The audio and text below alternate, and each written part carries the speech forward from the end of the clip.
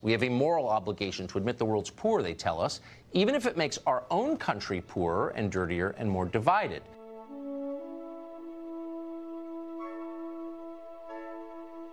But it sounds like you're opposed to America when you take a stand against the flag and the Pledge of Allegiance.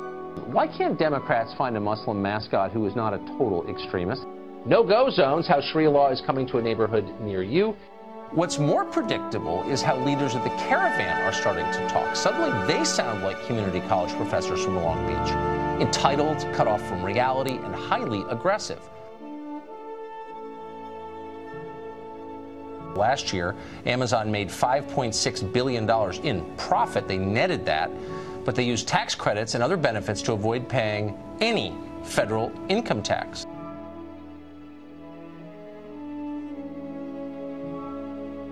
No, but it's not illegal, okay? There are a lot of things that aren't illegal, but they're immoral. And so, like, does any company ever say, you know what, this is our nation, America, we're going to give back a little bit, maybe? So that's who he is. Tucker Carlson has him on to talk about young people embracing socialism. So Tucker on his show said the following: "We do not exist to serve markets, just the opposite. Any economic system that weakens and destroys families is not worth having." Here we go, more Tucker Carlson. Now we go to Tucker Carlson, and here's where the interesting surprise came in. We had a real conversation. So Tucker Carlson did a segment going after big corporations. And again, the reason why I'm showing you Tucker Carlson is because people have such a low opinion of Tucker Carlson. I mean, the liberal class and the Democrats. If Tucker had taken a Ben Shapiro or Dinesh D'Souza or Aaron Coulter line, then I would have attacked him. In parts, he's 100% correct, and in fact, he's pivoting to the left of many elected Democrats. But if you're having a conversation with a human, you could actually go back and forth and go, okay, that makes sense and that doesn't make sense. You should be embarrassed that Tucker Carlson can ask critical questions that you won't. That's why I show you this. So Tucker Carlson's right on this.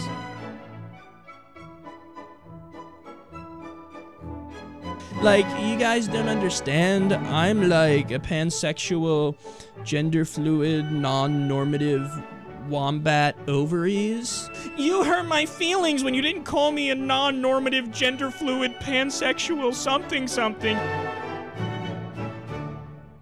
As I keep hearing reports over and over, Trump wants to pull out of Afghanistan, he wants to pull out of Syria, he doesn't know why the hell we're there, stuff like that.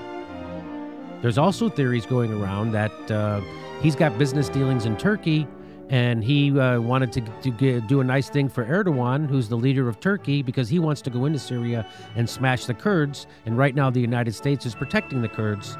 And so some people are saying that that's why he did it. I don't know why he did it. I'm just glad he did it. There's one thing I couldn't care less about. It's what's happening in India.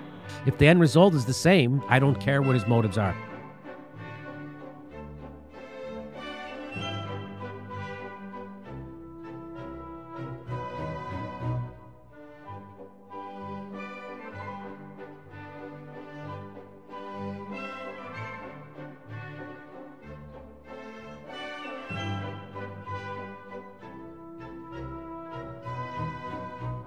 So if you're on the left, you're always against war.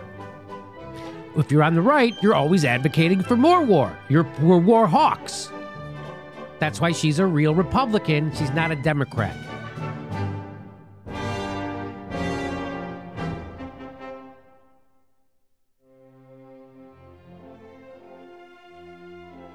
Trigger warnings, safe spaces, microaggressions, all these things. This is not liberal. Well, if you want to fix the world, you got to learn about what's happening in the world. So you got to learn that, holy shit, we have over 900 military bases. That might be a problem. We're intervening in 7 countries right now. That might be a problem. You know, the income inequality statistics like I just brought up before, that's a problem. Maybe we should fight that.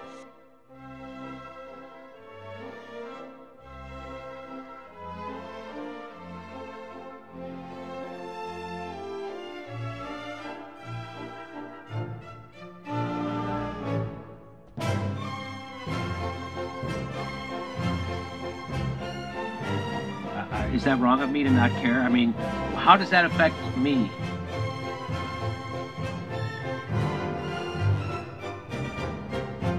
That's not liberal! You think it's liberal to protect people's feelings? No, liberals are supposed to stand for the battle of ideas and the war of ideas.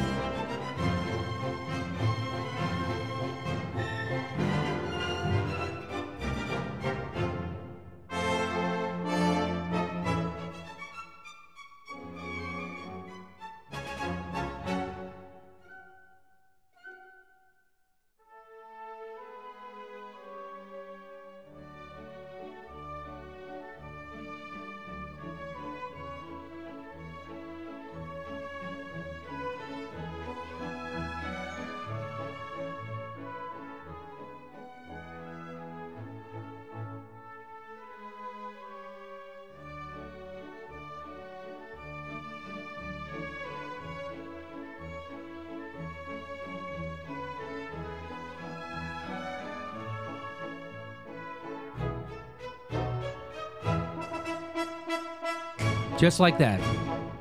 That's how propaganda works.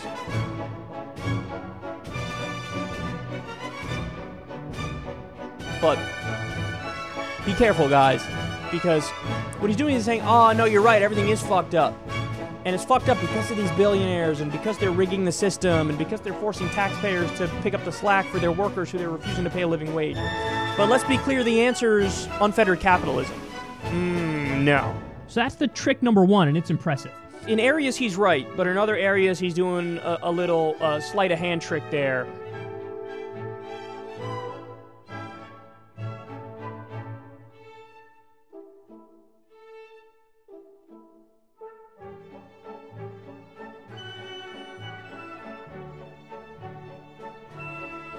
And a lot of people say he's a white nationalist and all that stuff.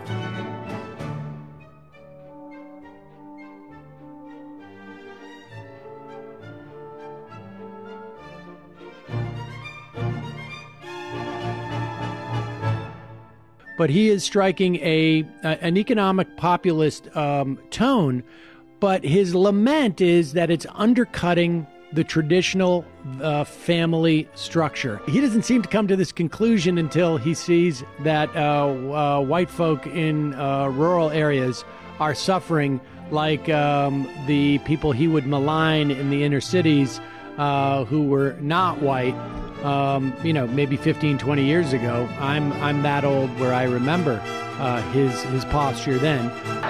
That was quite the pivot when he went to fascists in Brazil. And on some level, what he's talking about is not just the breakdown of the traditional family. He's talking about the breakdown of the traditional power structure in America, isn't he? I can tell you one thing. If there's one thing I couldn't care less about, it's what's happening in India. Is that wrong of me to not care? I mean... Yes. The goal of expanding your ethical horizons, as well as any type of, remote left politics for both practical and moral reasons, means that you're trying to project your care out.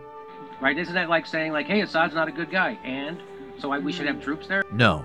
There's literally not a single human being that I'm aware of who has ever suggested sending troops into India to deal with Modi.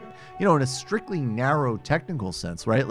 MBS doesn't affect me. Netanyahu doesn't affect me.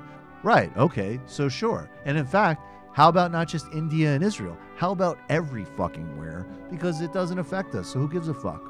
Okay. I do worry that Republicans will adopt more of this rhetoric, even if they're not actually creating any kind of policies that help the working class.